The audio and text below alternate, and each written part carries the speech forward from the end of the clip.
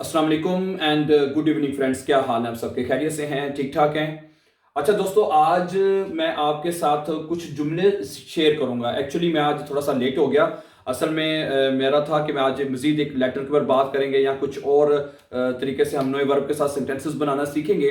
लेकिन अनफॉर्चुनेटली मैं आज थोड़ा सा लेट हो गया। मैंने कहा लेकिन कुछ ना कुछ तो अपने दोस्तों के लिए, जो हमारे रोज़ाना के देखने वाले हैं, उनके लिए कुछ ना कुछ तो ज़रूर जो है लेसन जो है अपलोड किया जाए। ठीक है, तो वेरी शॉर्ट टाइम, तकरीबन 15-20 मिनट रह गए अफ्तारी होने में, तो मैंने कहा चलें उससे पहले एक लेसन जो छोटा सा आपके लिए अपलोड कर दिया जाए। ठीक है।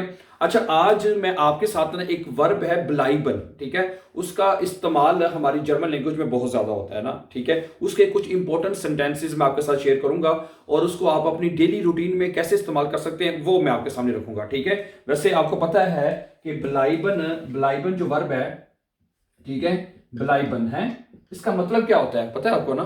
ब्लाइबन ब्लाइबन का मतलब ये होता है ना, टू स्टे करना, रुकना, ठहरना। ठीक है, उसके लिए हम ब्लाइबन वर्ब जो है वो जर्मन लैंग्वेज में इस्तेमाल करते हैं। इंग्लिश में हम कहते हैं टू स्टे करना, ठहरना। ठीक है, तो इंग्लिश में हम इसको कह लेंगे, जनाब अली रावल का वाला करें, टू स्टे। ठीक है, ओके। अब इस वर्ब के ना मैं कुछ जुमले आपके साथ शेयर करूंगा। ठीक है, ये जुमले हमारे हम कहां कहां पे इस्तेमाल करते हैं। ठीक है, अगर पहला जुमला आपको आपके सामने नजर आ रहा है कि ब्लाइब्स टू डू होइटे। ब्लाइब को जब हम डू के साथ लिखेंगे, आपको पता है हम सीख चुके हैं प्रेजेंट में, तो एस टी के साथ लिखा जाएगा। कोई भी वर्ब होगा ना, तो ब्लाइब्स टू डू होइटे आबंड सू हाउसे। ब्लाइब्स टू डू होइटे आबंड सू हाउसे, क्या आज शाम तुम घर में ठहरोगे? ठीक है, सवालिया निशान है ना, तो यहां पे आ जाएगा सवालिया फिक्रा। ब्लाइब्स टू डू होइटे आबंड सू हाउसे, क्या आज शाम तुम घर में ठहरोगे? अगर हमने डू नहीं कहना, अगर हमने जी के साथ बात करनी है, तो फिर कैसे लिखेंगे ये जुमला?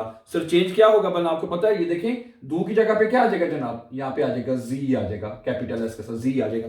ठीक है, और ब्लाइब्स की जगह क्या आ जाएगा? ब्लाइबन हो जाएगा। ठीक है, ब्लाइबन जी है, ब्लाइबन जी होइटे आबंड सू हाउसे, क्या आप आज शाम को घर में ठहरेंगे? ठीक है, और डू के साथ क्या बन जाएगा? ब्लाइब्स टू डू हो जाएगा। अगर आपने किसी से पूछना हो ब्लाइबन सी होइटे आबंड इम होटल, क्या आज शाम को आप होटल में ठहरेंगे? सो हाउसे की जगह क्या कर लेंगे? इम होटल, होटल में।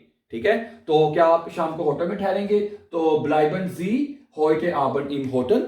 और अगर डू के साथ करना है तो वापस उसका एस टी लगा देंगे, तो ब्लाइब्स डू हो जाएगा। ब्लाइब्स डू होइटे आबंड इम होटल, क्या तुम शाम को आज होटल में रह रहे हो या होटल में ठहरोगे? ठीक है, एक तो ये हो गया। और इसी जुमले को आप, अच्छा अगला जुमला देखें, नंबर 2 देखें, ये तो नंबर 1 था। अगला जुमला बड़ा इंपॉर्टेंट है, देखिए ये भी हमारा इस्तेमाल होता है डेली में। कहता है कि एर इस्ट यूबर नाक्ट गिबलीबन। अच्छा, जो ब्लाइबन वर्ब है उसकी परफेक्ट फॉर्म होती है गिबलीबन।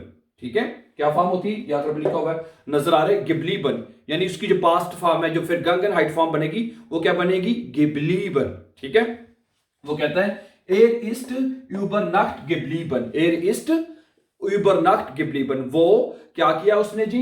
वो रात को ठहरा या उसने रात को क्याम किया।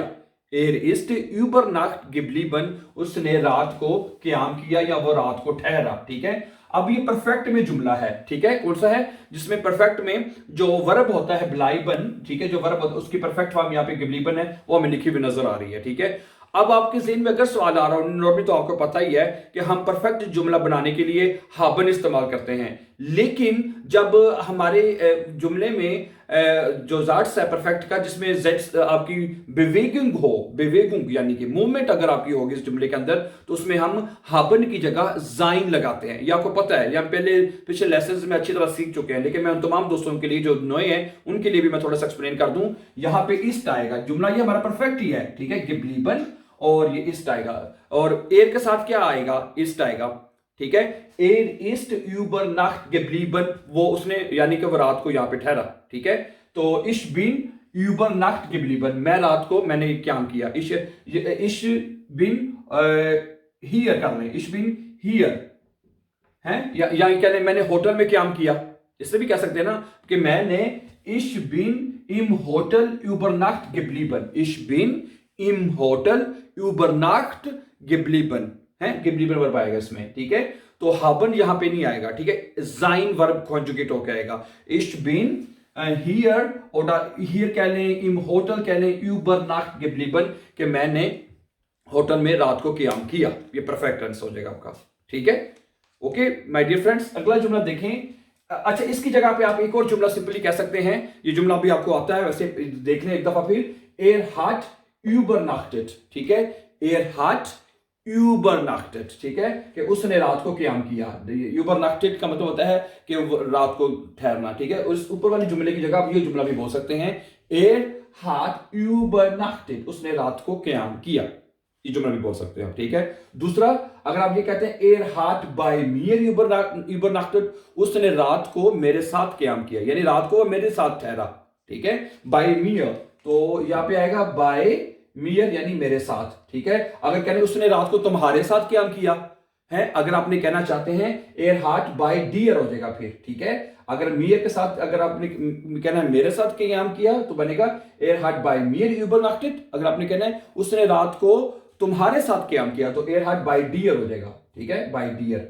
ओके, क्योंकि ये आपको पता है मियर और डियर हम तब इस्तेमाल करते हैं जब जो वर्ब है वो डाटिव होगा हमारे पास। ठीक है, तो उसके बाद एर हाट बाय ईम, उसके साथ। ठीक है, ईम आ जाएगा यहाँ पे, बाय ईम यूबरनाक्टेड, उसने उसके साथ क़याम किया। ठीक है, ओके।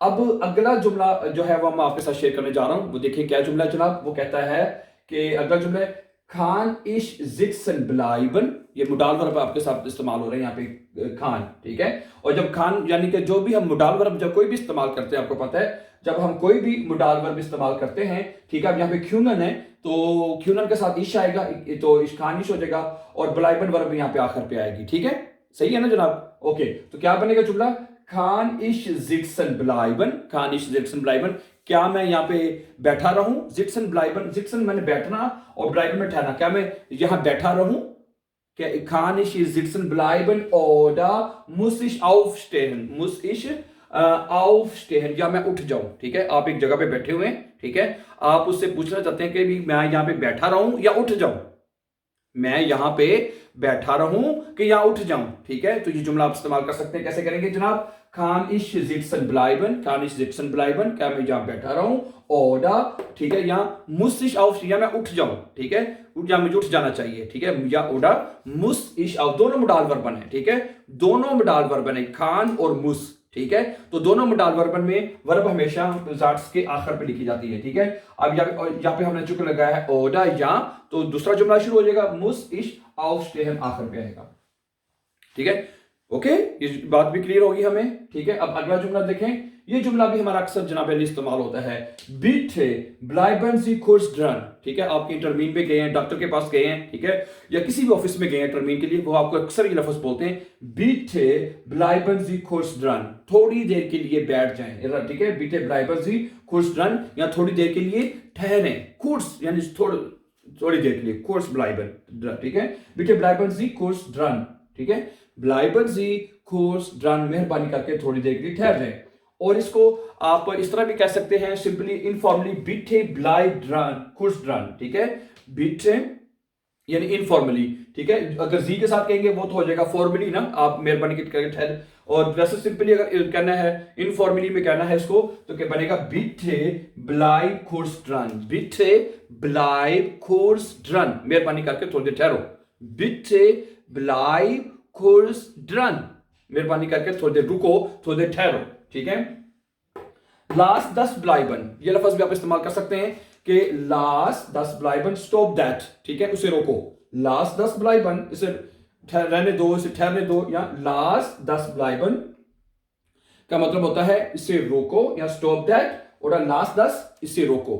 ठीक है, लास्ट 10 इससे रोको।